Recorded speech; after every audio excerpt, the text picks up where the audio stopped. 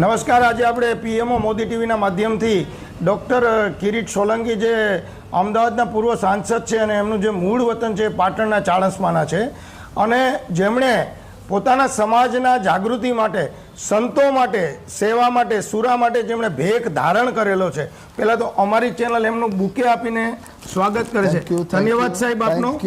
અને આપે જે વડાપ્રધાન શ્રીનું દિલ જીતી લીધું, કારણ એવું છે કે એમણે દિલ જીત્યું, એમણે એક એવા બલિદાન આપનાર એવી એક વ્યક્તિના જીવનને જાગૃત કર્યું.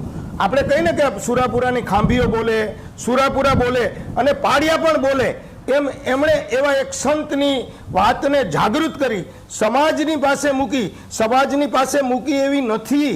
એ ખરેખર એમનું જે બલિદાન હતું એ પાટણ માટેનું અદ્ભુત બલિદાન હતું. પાટણની અંદર એમના જેવું બલિદાન કોઈ આપ્યું નથી. એવા બલિદાનની વાતો નરેન્દ્રભાઈએ એમની જાગૃત કરી અને નરેન્દ્રભાઈ મોદીએ એમની આ ટપાલ ટિકિટ પણ બહાર પાડવામાં આવી.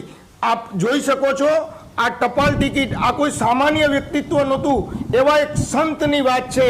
અને નરેન્દ્રભાઈ જ્યારે એમનું સન્માન કર્યું, એવા અમારા ડૉક્ટર સાહેબ એમની સમક્ષ અમે આવી ગયા છીએ અને એમણે આવા સંતના જીવનને જાગૃત કર્યું. તો હજુ પણ એમની સાતમ આવી રહી છે અને સાહેબ સતત ને સતત આના પ્રચાર પ્રસાર પાછળ લાગેલા છે. તો નમસ્તે સાહેબ, આપણે જે ટપાલ ટિકિટ બહાર પડી અને એનું એ વ્યક્તિત્વ કોણ હતું, એ વ્યક્તિ વિશેષ કોણ હતા, એમને તો કોઈ ઓળખતું નહોતું. આપે એમની વાતને ઉજાગર કરી. તો એવી વ્યક્તિ વિશેની વાત અમારી ચેનલને, અમારા શ્રોતાઓના મળે અને અમારી ચેનલના માધ્યમથી ઘર ઘર સુધી, જન જન સુધી, સાહેબનો જેમ વિકાસનો મંત્ર છે, આવા સંત અને સુરાની વાતો ઘર ઘર સુધી જવી જોઈએ અને એ વાત ઘર ઘર સુધી જાય એવો અમારી ચેનલનો પ્રયત્ન. જી સાહેબ. જે આપનો ખૂબ ખૂબ આભાર. હું આપનો ને આપની ચેનલનો હૃદયથી આભાર વ્યક્ત કરું છું કે આપે એક એવા વિષયને લઈને આજે મારી સાથે એક સાક્ષાત્કાર કર્યો છે, બદલ હું આપનો ધન્યવાદ પાઠવું છું. આપ જે વ્યક્તિની વાત કરો છો એ બલિદાની સંત હતા અને એ 1000 વર્ષ પહેલાં ગુજરાતની ધરા ઉપર પેદા થયા હતા. એમનું નામ હતું વીર મેઘમાયા. બરાબર. આ સંત હતા. એ ધોળકાની પાસે રનોડા ગામ છે. 1000 વર્ષ પહેલો એમનો ત્યાં જન્મ થયો હતો અને એ જન્મ દિવસ હતો એ વિક્રમ સંવત 1945 ભાદરવા સુદ નુબ રનોડા ધોળકા ખાતે એમનો જન્મ થયો હતો. આ વ્યક્તિ એ વણકર પરિવાર એટલે કે દલિત પરિવારમાં જન્મ થયો હતો અને હું એની ટૂંકમાં વાત કહું તો એ વખતે ગુજરાતનું પાટનગર અણહિલપુર પાટણ હતું. અણહિલપુર પાટણ જે અત્યારનું પાટણ છે અને એ પાટનગરમાં રાજા તરીકે શિવ ભક્ત અને મહાપ્રતાપી રાજા સિદ્ધરાજ જયસિંહ સોલંકી ત્યારે રાજ્ય કરતા હતા. બરાબર છે. અને તે વખતે પાટણની સીમાઓ માળવા સુધી, નીચે કર્ણાટક સુધી અને ખૂબ જ વિસ્તરિત હતી. ત્યારે પાટણમાં જે પાણીની કિલ્લત હોવાથી, પાણીની જે લોકોને તકલીફ પડતા, પાણીની ત્યાં બહુ શોર્ટેજ હતી એ સમયે પાટણમાં. તો એ શોર્ટેજ હોવાથી સિદ્ધરાજ જયસિંહે લોકોના માટે સહસ્ત્રલિંગ તળાવનું નિર્માણ કર્યું. આજે પણ રાણકી વાવની પાસે પાટણમાં એ તળાવ આજે મોજૂદ છે અને એને સહસ્ત્રલિંગ સરોવરનું નામ એટલા માટે આપ્યું કે રાજા પોતે શિવભક્ત હતા અને ત્યારે એમણે સરોવરની ચારો બાજુ 1008 શિવ મંદિર બનાવ્યા અને એમાં શિવલિંગની સ્થાપના કરી. આટલું બધું કામ કરવા છતાં પણ એ સરોવરમાં પાણી ઉપલબ્ધ ના થયું. સાહેબ, અત્યારે આપણા નરેન્દ્રભાઈ પણ સોમનાથની અંદર સોમનાથ સ્વાભિમાન પર્વ આપણે જ્યારે ઉજવાઈ રહ્યું છે ત્યારે આપણે પાટણની આ જૂની યાદોને યાદ એટલા માટે કરીએ કે ત્યારના રાજાઓ પણ 1000 શિવલિંગ અને સહસ્ત્રલિંગ તળાવ બનાવેલું. એટલે તમે જુઓ તો શિવ અનાદિ છે, રાજાઓ બદલાતા રહે છે, રાજકારણ બદલાતું રહે છે, સત્તાઓ પરિવર્તન થાય છે, પણ મારો ભોળેનાથ તો ઈનો ઈ છે. અને એવા સહસ્ત્રલિંગ તળાવની વાત કરે છે અને એની અંદર પાણી ખૂટી જાય એ સમયે કયા સંતે બલિદાન કર્યું, શિવલિંગનું સ્થાપન થયું, એની જી સાહેબ આપ વાત કરો. એટલે એ સરોવરમાં પાણી ઉપલબ્ધ ના થયું ત્યારે રાજાએ પંડિતોને પૂછ્યું કે આમાં પાણી કેમ ના આવ્યું. ત્યારે પંડિતોએ એનો ઉપાય બતાવ્યો કે રાજા ઉપર કોઈ એક સતી સ્ત્રીનો શ્રાપ હતો અને એ શ્રાપિત હોવાના લીધે આ સરોવરમાં પાણી પેદા નથી થયું. ત્યારે રાજાએ પૂછ્યું કે એનો ઉપાય શું છે. ત્યારે પંડિતોએ કહ્યું કે અગર કોઈ 32 લક્ષણો પુરુષ અહીંયા આ સરોવરમાં આવીને એના પ્રાણોનું બલિદાન આપે છે તો આ પાણીથી છલકાઈ જશે. આવા 32 લક્ષણા પુરુષ નહીં, સમગ્ર પાટણ પંથકમાં શોધ શરૂ થઈ. એ સમયે એવી માન્યતા હતી કે બલિદાન આપવું. અત્યારે આ વિડીયોનો મતલબ એવો કોઈ સમજવાનો નથી કે ગળા કાપવાને બલિદાન આપવું, તાંત્રિક વિધિઓ કરી, એવો મહત્વ બિલકુલ ના રહે. આ સંતની વાત છે, આ સુરાની વાત છે. જેમ તો ચેલૈયાને પણ ખાંડવામાં આવ્યો હતો, એનો મતલબ એના બાપેની હત્યા નહોતી કરી. આને ગેરસમજણના રૂપે સમાજ ના ફેલાવે. જી સાહેબ. જી, એટલે ત્યારે વીર મેઘમાયાની પાસે રાજાના પંડિતો અને સૈનિકો ગયા અને એને કહ્યું કે તમે બલિદાન આપશો. મને ગર્વ થાય છે કે એ વખતે લબરમુછીઓ વીર મેઘમાયા હતો અને એને 2 બાળકો હતા અને માતા પિતા હતા. એણે સ્વેચ્છાએ કહ્યું કે હા, હું બલિદાન આપીશ, પરંતુ મારી એક શરત છે કે હું રાજાની સામે સાક્ષાત્કાર કરવા માગું છું. રાજાને હું કહેવા માગું છું કે જે એ વખતે જે અનટચેબિલિટી એટલે અસ્પૃશ્યતા એની ચરમસીમા ઉપર હતી, ત્યારે અસ્પૃશ્યતાને નાબૂદ કરવા માટે રાજાની સાથે એને સાક્ષાત કર્યો. રાજાએ એની વાત માની અને પછી વાંચતે ગાજતે રાજા એને સહસ્ત્રલિંગ સરોવરમાં લઈ ગયા. એમણે એમનું બલિદાન ત્યાં આપ્યું અને સમગ્ર સરોવર પાણીથી ઉભરાઈ ગયું. આ પાણી એ ફક્ત દલિતોએ નહોતું પીધું, સમાજના દરેક વર્ગના લોકોએ પીધું હતું, સમાજના દરેક જ્ઞાતિઓના લોકોએ પીધું હતું, દરેક સંપ્રદાયના લોકોએ પીધું હતું. અને હું તો ત્યાં સુધી કહીશ કે રાજાએ પણ એમાંથી કળશો ભરીને પીધું હશે. સાહેબે આપણને આજે વાત કરી. આજે લોકશાહી પર્વ આપણે ઉજવી રહ્યા છીએ, સોમનાથ સ્વાભિમાન પર્વ જ્યારે આપણે ઉજવી રહ્યા છીએ અને સહસ્ત્રલિંગ તળાવની વાત કરી રહ્યા છીએ, ત્યારે પણ સિદ્ધરાજ જે હતો રાજવી, એણે અસ્પૃશ્યતા નિવારણ આ સંતના માધ્યમથી થયું હતું. લોકો એકબીજા જે નિમ્ન જ્ઞાતિના ગણતા હતા, આજે આપણા બંધારણની જોગવાઈમાં અસ્પૃશ્યતા છે જ નહીં. હું પંડિત હોઉં, હું બ્રાહ્મણ હોઉં, હું વિદ્વાન હોઉં અને હું કોઈને અસ્પૃશ્ય સમજું તો એ વ્યક્તિનું મેં એના આત્માનું અનાદર કરેલો છે, એની અંદર એલા પરમાત્માનો અનાદર કરેલો છે. એ પરમાત્માનો અનાદર ના કરે એટલા માટે આ સંતે બલિદાન આપ્યું હતું. અને એવા મેઘમાયાની સાહેબ આપણને વાત કરી ગયા. હવે એ મેઘમાયા 1000 વર્ષ પહેલા બલિદાન આપ્યું. મારી દ્રષ્ટિએ સામાજિક સમરસતાનો કોઈ મોટામાં મોટો એક્ઝામ્પલ હોય તો વીર મેઘમાયો છે, કારણ કે એ બલિદાની પુરુષ છે. જ્યારે હું આની આગળ વાત કરું તો જ્યારે નરેન્દ્રભાઈ મોદી સાહેબ ગુજરાતના તત્કાલીન મુખ્યમંત્રી બન્યા 2001માં, અને એમણે એક નિર્ણય લીધો કે હવે પછી હું 15મી ઓગસ્ટ અને 26મી જાન્યુઆરીના ધ્વજવંદન ગાંધીનગરની બહાર જિલ્લા હેડક્વાર્ટર ખાતે કરાવીશ. અને એમણે પહેલી પસંદગી કરી પાટણની. 2003માં મોદી સાહેબ પાટણ ગયા. જ્યારે અધિકારીઓ એમણે ધ્વજવંદન માટે લેવા આવ્યા ત્યારે એમણે કહ્યું કે હું ધ્વજવંદન કરતા પહેલા મારે માયા ટેકરી ખાતે જવું છે, માયાએ જ્યાં બલિદાન આપ્યું હતું ત્યાં મારે માથું ટેકવવું છે. અને એ કહ્યું ત્યારે અધિકારીઓ હાંફળા થઈ ગયા. ત્યાં જવાનો સરખો રસ્તો પણ નહોતો. અને મોદી સાહેબ એ વખતે ત્યાં ગયા, માયાને સ્મરણાંજલિ આપી અને એમણે એ વખતે ₹2.5 કરોડ રૂપિયા જેવી માતબર રકમ સરકાર તરફથી, ભારતીય જનતા પાર્ટીની સરકાર તરફથી ઘોષિત કરી અને કહ્યું કે અહીંયા માયાનું વિશ્વ જેવું મેમોરિયલ બનશે. અને એ મોદી સાહેબના જે આશીર્વાદના થકી આપે કહ્યું કે મોદી સાહેબ તો મારા ઉપર પણ મોદી સાહેબના આશીર્વાદ છે. તો અત્યારે આપણે વીર મેઘમાયાની વાત કરી અને આપણું બંધારણ બાબા સાહેબ આંબેડકરે બનાવ્યું છે. અને આપણા દેશની અંદર જ્યારે બંધારણ બનાવનારને જો આપણે દલિત નથી ગણતા, એને આપણે ગુરુ ગણીએ છીએ. બંધારણના જો કોઈ ગુરુ હોય તો એ બાબા સાહેબ છે. એટલે હું બધા સમાજને હાથ જોડીને નમ્ર વિનંતી કરું છું કે સમાજ કોઈને અસ્પૃશ્ય ના ગણે, સમાજ કોઈને દલિત ના ગણે. દરેકની અંદર મારો રામ રહેલો છે. જ્યારે અયોધ્યાની અંદર રામ મૂર્તિ બિરાજમાન છે અને જ્યારે રામ રાજ્યનો ટંકારવ થઈ રહ્યો છે ત્યારે હર ઘટ મેં રામ બિરાજતે હે, હર ઘટ મેં મેરો રામ હે. એમ દરેકના ઘટની અંદર મારો રામ બિરાજતો હોય. એવા સમયે આપણે કોઈને અસ્પૃશ્ય ના ગણીએ, દલિત ના ગણીએ. વીર મેઘમાયાની ટિકિટ પણ આપણે જોઈ અને સાહેબે આપણને એના બલિદાનની વાત કરી. બલિદાન એટલે એમણે સ્વયંભૂ ઈશ્વરને પ્રાર્થના કરી કે મારા બદલે ભલે પાણી મળે, અને ઈશ્વર એની પ્રાર્થના સાંભળી. જી સાહેબ.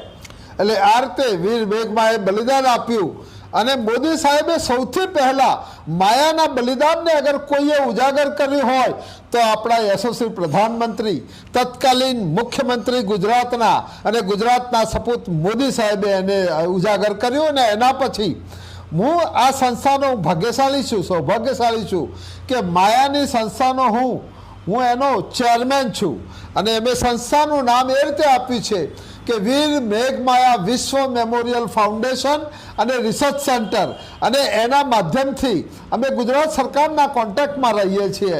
અને હું આપને કહેવા માગું છું કે ભારતીય જનતા પાર્ટીની નેતૃત્વવાળી ગુજરાત સરકારની અલગ અલગ સરકારોએ લગભગ 11 કરોડ રૂપિયા જેટલું મહાત્મા જે છે માયાના નિર્માણ માટેનું જે એના માટેનું ધન આવંટિત કર્યું છે અને અત્યારે ત્યાં વીર મેઘમાયાનું ભવ્ય મંદિર બની ગયું છે પહેલા ફેઝનું, અને ત્યાં મેમોરિયલ બની રહ્યું છે. આજે માયાનું આટલું મોટું કામ થાય છે ત્યારે હું મારી જાતને ભાગ્યશાળી માનું છું. સાહેબ, હું મારી ભૂતકાળની વાત કરું, આપણા એક મંત્રીશ્રી હતા ગિરીશચંદ્ર ખેમચંદ પરમાર, એમણે મને કીધું, અમારી ચેનલને કીધું કે અતુલ અમારે આ શું કરવું. મારું નામ અતુલ છે. મેં કીધું સાહેબ આઈટીઆઈની અંદર તમે મંત્રીશ્રી છો, દલિતની ફી માફ કરી દો, એ બાળકો ગરીબ હોય છે, એમને રોજગારી મળે. અને આજે એ વાતને પણ હું વિસ્મરણ નહીં કરી જાઉં કે એમણે દલિતોની ફી માફી કરી. આજે 26 વર્ષથી સરકારની સ્કિલ ઇન્ડિયા સ્કીમમાં રોજગારી મેળવતા મારા દલિતના જે વાલા બાળકો છે એમની ફી માફી છે. એનું સૌજન્ય પણ મને જઈ છે. એટલે મેં હંમેશા રામદેવ પીરની ભાષામાં કહું, એણે ડાલીબાઈને બેન બનાવી હતી. આપણે રામદેવ પીર પોતે ક્ષત્રિય હતા, આપણા રાજાઓએ પણ કોઈને અસ્પૃશ્ય ગણ્યા નથી. જો રામદેવ પીર ના ગણતા હોય, જો નરેન્દ્રભાઈ મોદી ના ગણતા હોય, તો આપણે શા માટે વર્ણભેદ કરીએ, શા માટે જાતિભેદ કરીએ? અને આવા સંતની જે વાત છે એનું પાણી જો આપણે પીતા હોય તો આપણે એના ભેગા બેસીને જમીએ, એને અડીએ, એમને ઉત્થાન કરીએ, એના સમાજમાં વધુમાં વધુ લોકો શિક્ષિત થાય, એવા જ પણ સાહેબ આપના પ્રયાસ રહ્યા છે, મને ખબર છે. તો એ બાબતે આપણા બાળકો ભણે એ માટે પણ આપ અમને આપણા સમાજને સંદેશ આપો સાહેબ. એટલે બાળકોએ ભણવું જોઈએ. પરંતુ વીર મેઘમાયાની વાત હું પૂર્ણ કરીને કહું છું કે મેઘમાયાનું આટલું બધું મોટું જે હતું બલિદાન હતું એને ઉજાગર કરવાનો મને જે મોકો મળ્યો, આપણા પ્રધાનમંત્રીશ્રીએ મને આશીર્વાદ આપ્યા અને ભારતની મોટામાં મોટી પંચાયત એટલે કે લોકસભામાં હું ત્રણ વાર મને પ્રતિનિધિત્વ કરવાનો મોકો મળ્યો. સંસદમાં મેં માગણી કરી કે વીર મેઘમાયાના સ્મરણમાં, બલિદાની પુરુષના સ્મરણમાં એક ડાક ટિકિટ એટલે ટપાલ ટિકિટ બહાર પાડવી જોઈએ. અને હું મોદી સાહેબનો હૃદયથી આભાર માનું છું કે એમના આશીર્વાદથી આજે એ ડાક ટિકિટ ઓલરેડી પસાર થઈ ગઈ છે. આ એ ફોટો છે ડાક ટિકિટનો, અને આની અંદર એ ડાક ટિકિટ પણ બતાવેલી છે કે કેવી ડાક ટિકિટ બનેલી છે. એટલે આ રીતે નરેન્દ્રભાઈ મોદી સાહેબે વીર મેઘમાયા માટે હમણાં જ પાટણ આવ્યા હતા ત્યારે પણ એ બોલ્યા હતા. તમે કહેશો તો હું એ વિડીયો પણ આપને શેર કરીશ. પરંતુ વીર મેઘમાયા એ એવો બલિદાન કે અત્યાર સુધી આ પ્રકારનું બલિદાન મેં કોઈ સંત જોયા નથી. ત્યારે હું મેઘમાયાને નમન કરું છું. અને દલિત સમાજને જે રીતે દલિત સમાજના બાળકો છે એમનામાં મેઘમાયાના એ વંશજો છે, બાબા સાહેબ આંબેડકરના વંશજો છે, ત્યારે એ લોકો વધુ ને વધુ ભણે. અને મને ખરેખર ખૂબ જ આનંદ થાય છે કે રાજ્ય સરકાર અને કેન્દ્ર સરકાર દ્વારા દલિતો માટે અનેક ભણવાની યોજનાઓ કરવામાં આવી છે, સ્કોલરશિપ કરવામાં આવે છે. અને મારો દલિત યુવાન અને યુવતીઓ આજે આઈએએસ, આઈપીએસ, ડૉક્ટર, એન્જિનિયર, આઈઆઈટીએન આ પ્રકારનું જ્યારે ભણી રહ્યા છે ત્યારે મને ખૂબ જ જે મને થાય છે. સ્માર્ટ સ્કૂલોનું નિર્માણ હોય તો સાંસદ તરીકે મેં અમદાવાદમાં મારી જે સાંસદ નિધિમાં સ્માર્ટ સ્કૂલોમાં મેં એનું યોગદાન આપ્યું હતું જે ભણવા માટે હતું. તો અત્યારે આપણા ડૉક્ટર કિરીટ સોલંકી કે જે 3 વખત સાંસદ રહેલા છે, આપનો સાહેબ હું ખૂબ ખૂબ આભાર વ્યક્ત કરું છું. આપે જે સંતનું ચરિત્ર ઉજાગર કર્યું, પાટણની અસ્મિતાને ઉજાગર કરી, ક્ષત્રિયો કેવા હતા એની અસ્મિતાને ઉજાગર કરી, અને ખાસ કરીને નરેન્દ્રભાઈને પણ આપણે એની સાથે જોડ્યા. જી સાહેબ, આપણે એક વાત કહીને હું મારી વાતને પૂર્ણ કરું છું કે 25મી જાન્યુઆરી 2 દિવસ પછી આવે છે ને એ દિવસ માયા સાતમનો દિવસ છે. માયા સાતમ એટલે એ દિવસે 1000 વર્ષ પહેલા આ સંત પુરુષે બલિદાન આપ્યું હતું.